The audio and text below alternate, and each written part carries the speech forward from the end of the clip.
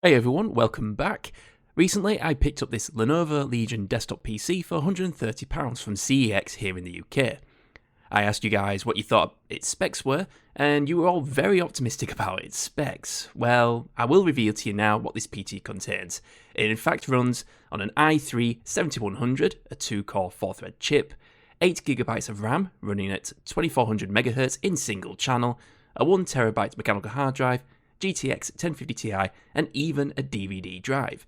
So yeah, not very impressive. So why did I buy this PC? Well, I was after a 1050 Ti to add to my GPU collection, but I saw that CEX had this PC in stock, and I was considering buying an LGA 1151 motherboard anyway, so it seemed a no-brainer to just buy the whole PC instead and potentially upgrade it in the future. A little background on this particular model, the Y520. The one I have here is in its original configuration when it was on sale back in 2018.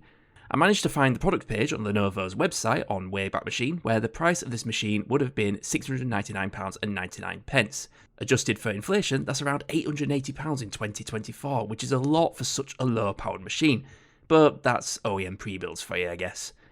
Anyway, the only change we're going to make to this PC is swapping out the hard drive for my SSDs that I normally use on my test bench, simply for convenience to myself. So let's see how well this thing games. Right, we're going to start with one of my favourite games at the moment, that's Mass Effect Legendary Edition.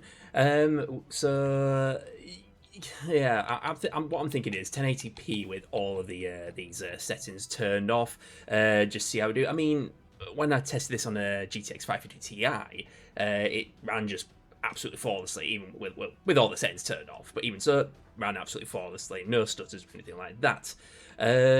However, in this case, in the Cerberus HQ, actually no, this is not looking too bad. In fact, when I tested this before, I got really a lot of stuttering, but I've already forgotten. But no, this is actually running pretty well. Oh jeez, I've already forgotten how to play it. I'm too busy. But yeah, we're. I mean, we had the odd micro stutter. I don't know if there's any like bottlenecking because we're not really utilising. I mean, the i3's pushing it. Oh, God, it's just Cerberus guys are just absolute. Ugh. Anyway, let's try that. No, wrong one. I wanted to do that. No, God, no, I'm gonna die. Quick, first aid, and then do that. What was it called again? Battery charge, that was it. Go, go! Oh, dang it, I can't do it. Come here. Oh, they got the mechs. Zap it. Guys, zap it. Ooh. Come on. But, yeah, this... In fact, when I was doing initial testing with this game, I got the worst stuttering, and it just did not bode well. But this is actually running okay. I mean, we're nearly maxing out the RAM there. Yeah, we're just everything seems to be going pretty swimmingly, which is good to see. Oh God! Just take them all down. Take them all down. And my run out of charge in my gun. Shit. Oh. And someone's down. He is down. Oh, come on, just let me charge up. But yeah, well, so we're averaging like 128 FPS, which is actually pretty good going. So I have a feeling that for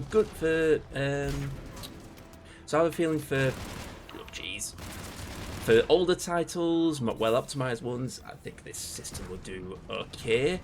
But it's the newer titles, the more demanding titles, that's where we're going to see this system struggle. But yeah, it looks like we're all good, so we're nearly there. But yeah, I think there's enough of that. I think it's safe to say that Mass Effect Legendary Edition will run fine with this system. So let's move on to the next one. Doom Eternal now, given that this game doesn't seem to like Afterburner for some reason, we're going to run in with the in-game benchmarking tool. We're going to run this at the lower settings, see how we get on with that. And it looks like we're getting about 70 to 80 FPS. That's not too bad. Now where do we go? Grab some hammer first. Yoink. And down we go. Boom. Yeah, this is running really well. This really surprised how well this is running. But this is a pretty well optimized game anyway, so yeah, get another one. Ooh, oh god, got another one. Get out of the way. Ah, dang it, I keep missing the glory kills. Oh, come on. But yeah, this is running really well. It can run Doom Eternal really comfortably on this system. Doesn't seem to be any stuttering, surprisingly, as well, even without just single stick of 8GB, 2400 MHz RAM. And without the ammo altogether. So time to dig out the chainsaw. No, we're good now. Oh, dang it. Oh, come on. Oh, this is running. This is really surprising, this. For a system like this, for £130, I'm actually really impressed. I mean, initial testing, I don't know if maybe something needed update and drivers needed update or something, but honestly, when I initially tested this machine, it just looks like the CPU was massively bottlenecking the system, but now it just, I don't know. I did do a few updates with the system, so maybe that's helped with the stuttering. So happy days. Oh god, I'm just oh come on. Ah, missed. Got it. And we're done. Right, cool. So Doom Eternal runs really well in the system. At low settings, absolutely fine. So let's move on. PS2 now. When I started the game, it did warn me that my drivers are out of date, but I'm pretty sure I'm running the latest drivers, but whatever. We're running this at 1080p with the low settings. We're going to load up a botch match because I absolutely suck at online gaming, which is why I don't really like testing out esports titles, aside from CS2, because at least there's the option to do a bot match. So yeah, we'll get one loaded up. We'll do the classic Dust 2, shall we? Right, here we go. Start that benchmarking, and we're looking at 60, 70 FPS, which is respectable, I guess. But I mean, we're not even utilizing the whole, all of the CPU and GPU. So I'm wondering if I'm guessing the RAM is holding us back in this case. That would make sense. Because let's face it, to have a decent gaming experience, get the most out of your system, you need dual channel RAM. Even if that's 2 4GB sticks of DDR4. That would work a lot better than a single stick of 8GB. So, but either way, I mean, this is okay, but if you're a passionate esports player, you're going to want more frames. So yeah, this is probably not not ideal for yourself. I mean, the fact that it runs and there's no stuttering, it's pretty smooth. There's no stuttering from what I can see. I mean, at least no noticeable stuttering. I mean, like frame time graphs all over the place, but it's not. There's no like bad stutters or anything like that. Get out of here. And I can still kill the bots. So in my eyes, it's playable. But yeah, for a system that costs £130, this is not too bad. I mean, I say it costs £130. I did replace the 1TB hard drive with with 2 SSDs. So of course that does add to the cost, but either way, it still plays. If you have a spare SSD lying about, you replace the 1TB hard drive, it'll be fine. Hello.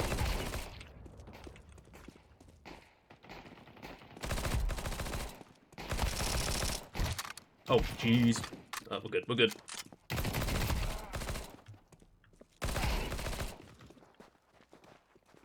I may have these bots on 2 weeks. Oh, even that, the headshots are very effective. I'm not complaining. I'm having fun. Reload. But yeah. Maybe playing this on the lower resolution, maybe add FSR to the mix, where we get a better frame rate, but, it's all down to what's important here. Get another kill in, and we'll move on. Where are they all? Oh, there's another one there. Oh, there's a lad up there. Let's try and... I'll just shank him. Or maybe I'll just die. Maybe I'll just die. Anyway, let's move on.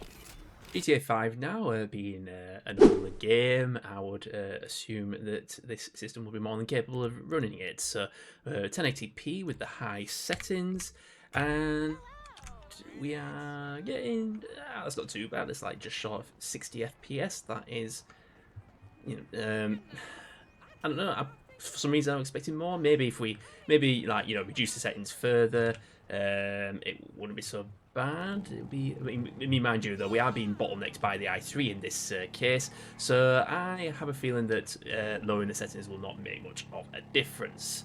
The 1050 Ti is only, you know, it's only using half of its power, shall we say, you know, just over 50%.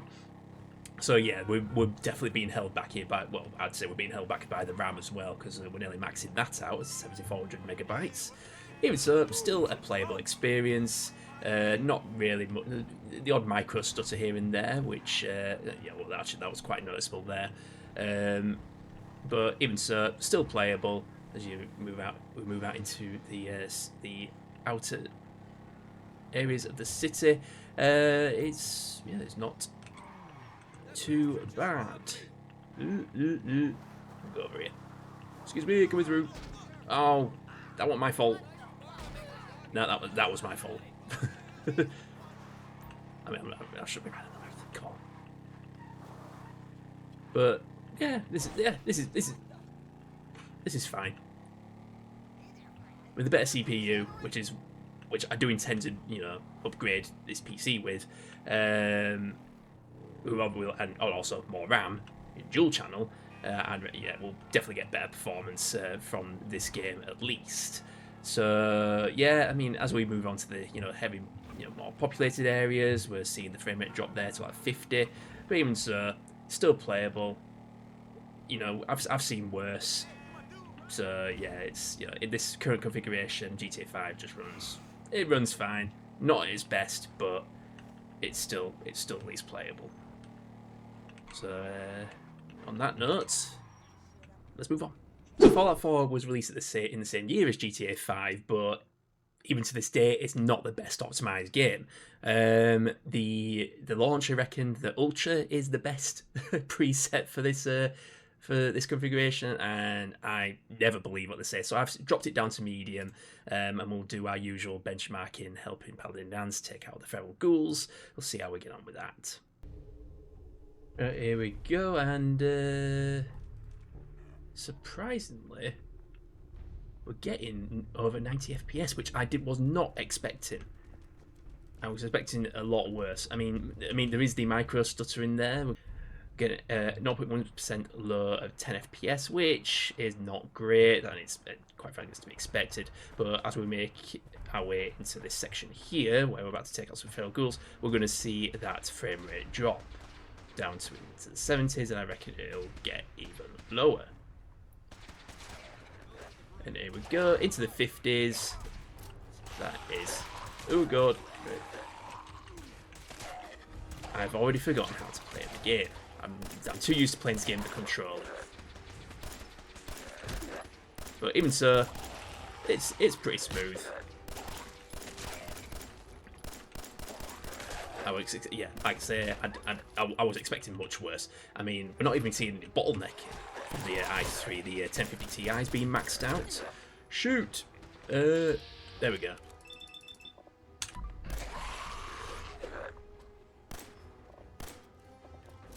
Oh, come on, just hit him. There it is.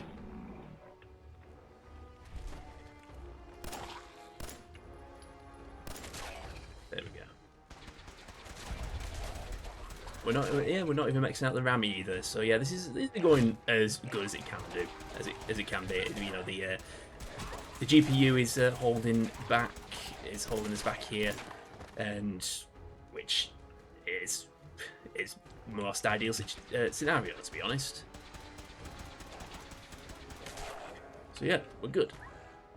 We're good. There we go. All failed goals are taken care of, and we're going to move on to the next game. So Yeah, we average 68 FPS, which, yeah, is not bad for Fallout 4. Cyberpunk 2077 now, and I'm having very low expectations of this one. We're going to try 1080p first with the lower settings, so we'll go with the low preset and disable any kind of resolution scale for now, and see how we get on there. So as we go for a drive here, we are getting... Yeah, this is terrible. This is exactly what I was expecting. We are being bottlenecked by both the CPU and the RAM. They're both maxed out. The GPU's just... Oh god, that was terrible. Yeah, this is terrible. Absolutely. This is awful. Nothing more to say about this. This is just not going to be playable. It's all over the place. But on the plus side, it doesn't feel like there's any input lag, which I usually get when I get this kind of performance. And yeah, oh, out of there alive. So at least there's that. No input lag, but still terrible performance at least. So I'm just gonna pull up here. Oh shoot! I'm just gonna pull over here and then enable FSR. So we'll just ramp it down to just go down to ultra performance. Right. So with FSR set to ultra performance, this is it's better. It just looks like absolute crap now. It's, I mean, yeah, we're still seeing drops down to 20. It's still better than before, but this is just, yeah, that bottleneck is not going away, and I don't think reducing the resolution is going to fare any better. It's just not going to happen. So yeah, if you're hoping to play Cyberpunk on this kind of system, well, yeah, keep dreaming. It's just, unless you're happy to play like this. Oh jeez, everyone's after me today. Holy moly, who did I manage to piss off? Jeez, I cannot remember. I do plan on doing a full playthrough of this on my live streams very soon, so keep an eye out for that. I'm currently playing, at the time of this video, I'm currently playing Vampire the Masquerade Bloodlines, the older game, but I'm actually playing it on this very system just because that game is really buggy, and I would rather just play through GOG Galaxy. At least I know it's going to be kept up to date. And my car's broke. I better get out. I think it's gonna blow. No. Okay. Now what? Oh, there it is. And here they all are. So I think we're gonna quit before these guys come again. Yeah, yeah. So to conclude, for £130, you could certainly do worse than this Lenovo Legion. While it's okay for older games and the better optimized titles, with newer games, this hardware quickly shows its age, especially with the i3 and single stick of 8GB RAM. If you're looking to buy an old cheap pre-build like this one, you should look to upgrade at least the CPU and RAM. I've already acquired an i5-7400 for £20, which has 4 cores and 4 threads, and hopefully I've got a DDR4 RAM kit knocking about that will be compatible with this system. Like with the HP Pavilion gaming PC I previously covered on this channel, this Legion is limited to specific CPUs. In this case, only 7th gen Intel CPUs are compatible, and non-K versions for that matter.